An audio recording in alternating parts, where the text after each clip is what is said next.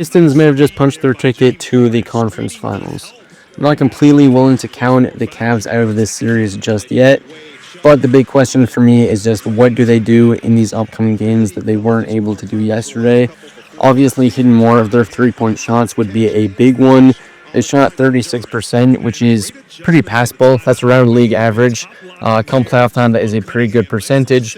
Obviously, if they could get it up to 40-45%, that's not sustainable over the course of a whole series, but that would allow them to steal a game or two off of Detroit. On the whole, they do just need to see more from Mitchell and Harden. They went for 23 and 22 respectively. But on the whole, Mitchell should realistically probably be averaging like 30 this series if they want to have a chance against Detroit. It is going to be tougher, obviously, against a very stalwart Detroit defense. But Mitchell is going to have to take over. They didn't get much from Jarrett Allen last night because he was in foul trouble really right from the jump. And then Evan Mobley, massive minus 18, so they do need more from him. His stats weren't all that bad aside from his plus minus, but on the whole, you could see the impact just wasn't where it needed to be in order to pull out a win. For the Pistons, they just carried momentum right over from that series against the Magic. Didn't miss a step. They had that massive first quarter, which really was what put the game away for them. They were up 16 after that quarter, and then they were slowly losing ground the rest of the game. But they did have that late surge to end the game off, which did ultimately cap it with a win. For the Pistons, they do just have to keep getting out the gates early, coming out hot, and then again, just locking it down on defense. If the Cavs have to play from behind, that's not a position they want to find themselves in. That does force them into taking tougher shots, and Detroit will absolutely live with Cleveland living on the three ball. They don't want Cleveland to get into the paint. We saw them doing it with some effectiveness late in the third last game, and that was really what allowed Cleveland to claw back into it. But on the whole, as long as Detroit is focusing on that rim protection, they will be willing to give up basically any other shot that Cleveland may be able to find. The Pistons had a very balanced attack last night. We saw Duncan Robinson go ham, 5 of 8 from 3. Cade Cunningham as well. You always know that he's going to show up. Wasn't his most efficient game, 6 of 19, but the impact was there. He was still a plus 12 on the game, and he played by far the most minutes of any of the Pistons starters. Almost 42 minutes, which is insane considering that he is still recovering from that collapsed lung. It doesn't look like he is quite 100%, but him doing what he has been doing is absurd at this rate, and if he's able to keep playing those big minutes, I see no reason why the Pistons should lose any of these games. Obviously, I don't think it's going to end up as a sweep, but I do think that the Pistons are starting out every game in the series with the advantage, and it is up to Cleveland to take that advantage away, turn the game in their favor. Something that was interesting to watch last night was Dennis Jenkins playing a whole lot of minutes. He played 28, which is a big jump up from the first series, and even what he was averaging in the regular season. Historically, he had kind of been just that secondary playmaker for when Cade went to the bench. But last night, we saw the two of them play a lot of minutes together, and the Pistons' offense does look very good when they do it. They do give up a little bit of size having both of them on the court, but Cade is 6'6". He's not that undersized. It does just mean he has to take on a bit of a tougher defensive assignment then.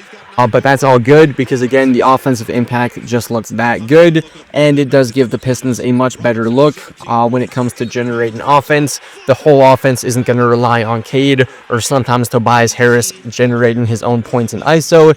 Dennis is really able to get the offense going in other ways, allow Cade to take some possessions off, which is going to allow him to keep playing those massive minutes we saw last night.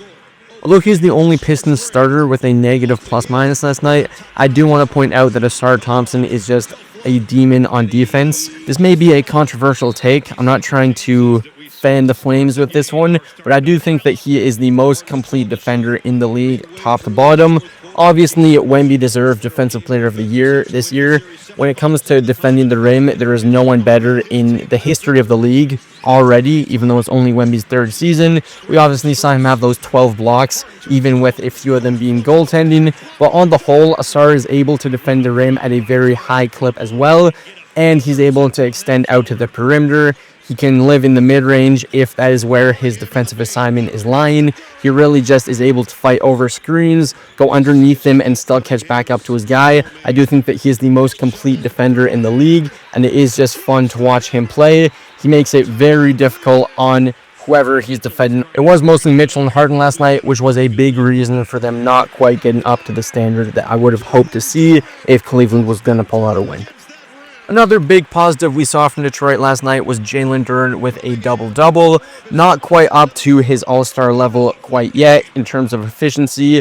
4 of 11 shooting is not what you want to see from him.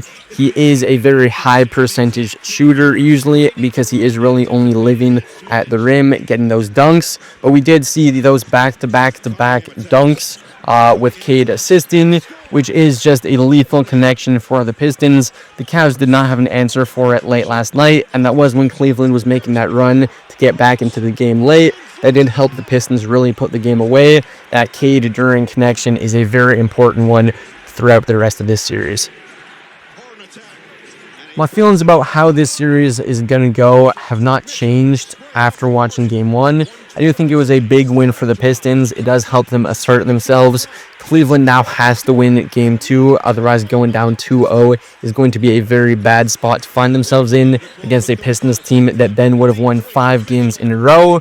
For the Cavs, they haven't been able to string together more than 1 win in a row since those first 2 games of round 1. So they really do need a Game 2 win. And then if they could steal Game 3, they would be in a good spot. 2-1 with 1 more game at home. But it is crucial for them that they do tie the series up before heading back to Cleveland. I still have this one ending in 6 in Detroit's favor. But this is going to be a close series, I do think, even though I do see it swing the Pistons' way. I just don't see how the Cavs consistently shut down the Pistons' offense enough. Even though the Pistons don't have the most high-powered offense, the defense is always going to keep them in a game. I don't think that the Cavs' defense will quite be able to hold up, so I am going Pistons in 6.